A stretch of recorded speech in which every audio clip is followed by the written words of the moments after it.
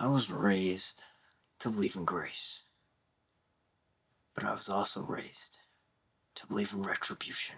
So it is finally here, the 2-episode premiere for Marvel's Daredevil Born Again, the Disney Plus reboot of the Netflix Daredevil, and I've got to say, I quite enjoyed it. Like, I'm not saying it's perfect, don't get me wrong, like, there are things wrong with it, especially from, like, a technical filmmaking perspective, but also, too, there are some weird, like, things and gaps in the story to where I'm like, this doesn't make any sense, especially when you try and connect it to the Netflix show. Like, at the end of the day, this feels like a sequel to the Netflix show. This, in many ways, is Daredevil Season 4.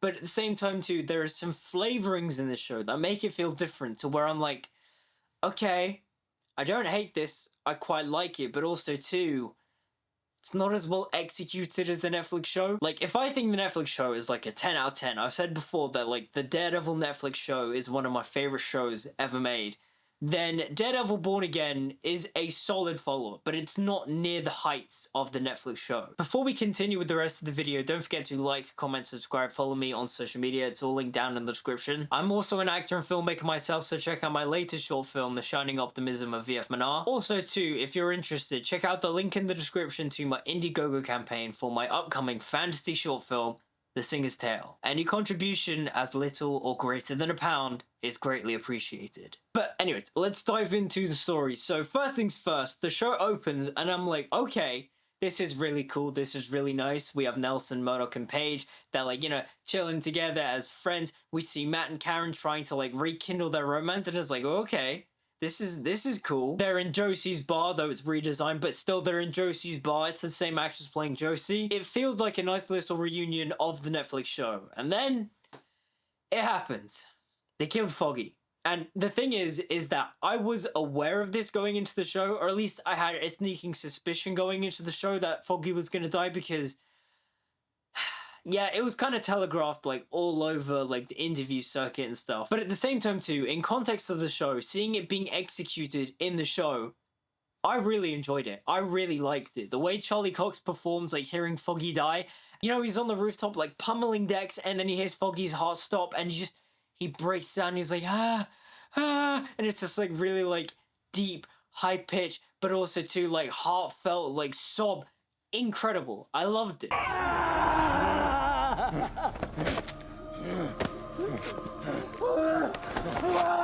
Why? You know, he pushes Dex off the rooftop, you know, and he survives somehow, but he survives.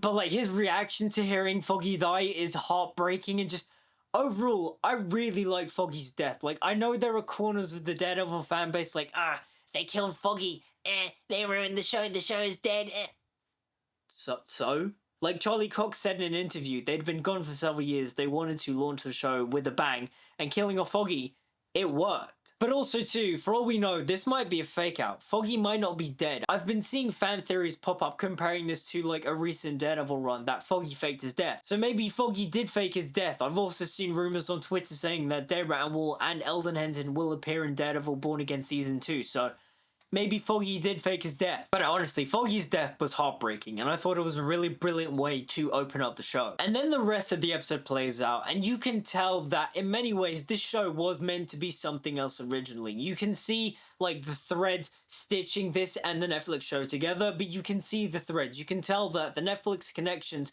weren't meant to be a part of the show. You know, Matt's got a new love interest in Heather, who is a character from the comic books. He has a new lawyer partner and works at a new law firm. Like, you can tell this was essentially meant to be a different show. And they used Foggy's death to create the conflict and in many ways be the thread that connects these two shows together. It explains why Karen isn't in the show because she moved to San Francisco to get away from New York because of Foggy's death. And again, that moment where her and Matt talk at the courthouse, heartbreaking. You can tell that Matt is heartbroken that she left, and also too, he wanted to rekindle their romance and she wanted to as well, but obviously Foggy's death got in the way, Daredevil got in the way. I don't know, the conflict's working for me. I enjoyed it. And look, one of the things I have with the show is some of the details surrounding the show, that being Echo, that being Hawkeye. Like, when it comes to Echo, they mention her, but I don't really remember what happens in that show, so her being mentioned kind of, it feels a bit irrelevant, especially around Kingpin. Like, didn't Kingpin get, like, severely injured in Echo or something? I don't really remember. And at the same time, too, what happened to his eye patch? Like, he had an eye patch in Echo because he got shot in the face in Hawkeye, but he's completely fine. There's not even really a scar. And another thing that this show doesn't really answer, and again, you can blame Hawkeye, you can blame Echo, but then again too, when they made those shows, they didn't realize that this show was going to be connected back to the Netflix show. But in regards to Kingpin, how did he get out of prison? Especially considering how this show wants to be a sequel to Daredevil Season 3. How did he get out of prison? I don't get it. How was he allowed to get out of prison and run for mayor? Especially considering the bargain that he and Matt made at the end of Season 3. You know when Matt's all like, "You keep my secret, and you won't harm Karen Page or fucking Nelson or anyone else. Because if you do, I will go after your wife." Show doesn't really address that. Like, they mentioned the bargain, but like, how did Wilson Fisk get out of prison? Because he must have done it through some lawful legal way, because if he didn't, why would Matt not be going after him? Again too, this is where the show is a bit weird. Like, how is this all connected? It wants to be a sequel to Daredevil Season 3, but at the same time too, there are these little silly mistakes as to where I go, okay, you want to be a sequel, and you kind of feel like a sequel, but you're not. Like, where is Sister Maggie? Like, you think she would play an important role, especially considering how Matt just lost his best friend. Where's his mother? And that's something too, the religious themes in this show aren't as apparent as they were in the Netflix show, which is kind of upsetting to me because that was like some of the best stuff in that show. Like, it's not completely gone because Matt again talks about like retribution and redemption and such. I was raised to believe in grace, but I was also raised to believe in retribution. But it's not as prominent as it was in the Netflix show. Like I've said this before, the religious themes in the original show are so poignant, so impactful. Like in Season 1, the "Do you believe in the devil, Father?" The path of the righteous speech. In Season 2, the conversation Matt has with Father Lantom at Grotto's funeral. Season 3, and the whole Book of Job story and the stuff with him and Sister Maggie. Like, it's important to the character. Daredevil is Catholic, and it should be in his show. Maybe it is in the rest of the show, I don't know. Like, we do see a church at one point, I guess, but like, I don't know. I wish the writing would delve into it at some point. But then again, let's see where the show goes. Like, it's not completely gone. It is in the show. But at the same time, too, I want more of it. Now, going on to some of the production values, because this is where I'm a bit split on the show. Because cinematographically, it is different to the Netflix show. The show is shot anamorphically now. The color grading is not as strong. We don't get the neo-noir color grading like we did in the Netflix show. We now get the standard MCU look.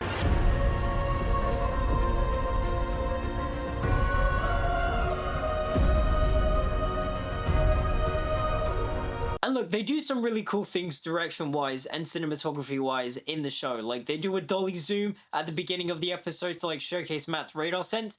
It's awesome. The aspect ratio change to emphasize Matt's hearing. It's really cool. But then we get to some of the action beats, specifically the action beats at the beginning of episode 1. And I've got to say, the MCU high-budget, over-the-top CGI really came into effect here because why does it look like that? It looks so rubbery. Daredevil swinging with his billy club looks bad. He looks so rubbery when he's landing on the rooftops, and the rooftops themselves look like CGI rooftops. Like, there is so much they could have done here practically, but they didn't. Like, I know they have a TV budget, but at the same time too, you can do half of these things practically. Like in Season 2, when Daredevil gets his billy club for the first time, they do this like swinging thing. It looked cool. Not to mention too, that show was filled with Matt doing a bunch of parkour on the rooftops, on real rooftops in New York. Like, why didn't they do that for this show? Like, don't get me wrong, there are some cool action beats. Like when Daredevil and Bullseye are fighting in the bar and then they're going up the stairs and it's basically done in one continuous take. And they're doing the Netflix thing where, like, you know, Daredevil's fighting and he gets tired and such. That stuff looks cool. But then you get to the exteriors and it becomes all like CGI heavy and it's like, why? Why did we shoot it like that? Now, speaking of new things, we have a new title sequence, and the overall title sequence is cool, I guess. You know, we get some, like, statue art and all that kind of stuff, but the thing that I really like is that we get the original Netflix Daredevil theme. Now, would I love the entire original Netflix intro? Yes. But when this new intro uses the Daredevil theme, it's great. Like, they play it on the organ and it's all like da da da da da da da da da. I'm like, yeah, okay, cool.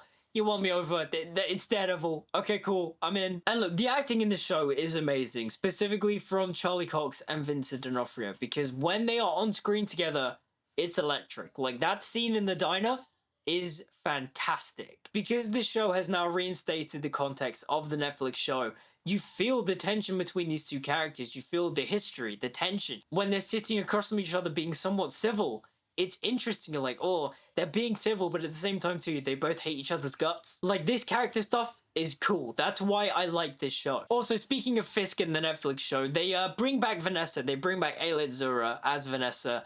But this time around, they've mentioned the fact that Vanessa cheated on him. Like, the show uses his appearances in Hawkeye and Echo to basically explain that whilst he was doing all that, he abandoned Vanessa, left her to be lonely, and she cheated on him. And their whole conflict is that they're going through, like, counseling to reinvigorate their romance, rekindle their romance. Because again, when you see their relationship in the original 3 seasons on Netflix, Wilson Fisk and Vanessa are kind of like an amazing couple. Like, you buy their love. And then I hope throughout this show they rekindle their romance, and then, you know, they become the one true pair that they once were, and then they can have a kid, because that's what they do in the comics. They have Wilson Fisk Jr. Now, there are some new things that the show does that I actually quite like. And one of those things is that they bring in Ben Urich's niece, BB Urich, to basically become the new Ben Urich, because Karen isn't in the show anymore. She has this on-the-ground TikTok, Instagram Reels star web series where she's interviewing people being like, what do you think about Daredevil? What do you think about Wilson Fisk? I like that. I like that they're trying to bring back the character of Ben Urich, or at least the idea of the character of Ben Urich, through his niece, because obviously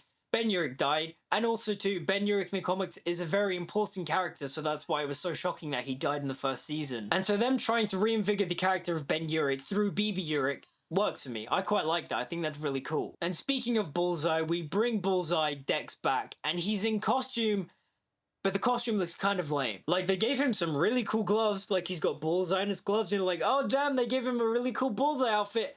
And then you see the full thing, and he's basically just wearing a ski mask, and it's like, ugh. What did they do? Like, we can afford to give Daredevil a new costume, but we can't give Dex a new costume? Like, huh? Maybe when he comes back, he'll be in a proper Bullseye outfit that will look very similar to, like, the Daredevil design, but obviously more Bullseye inspired.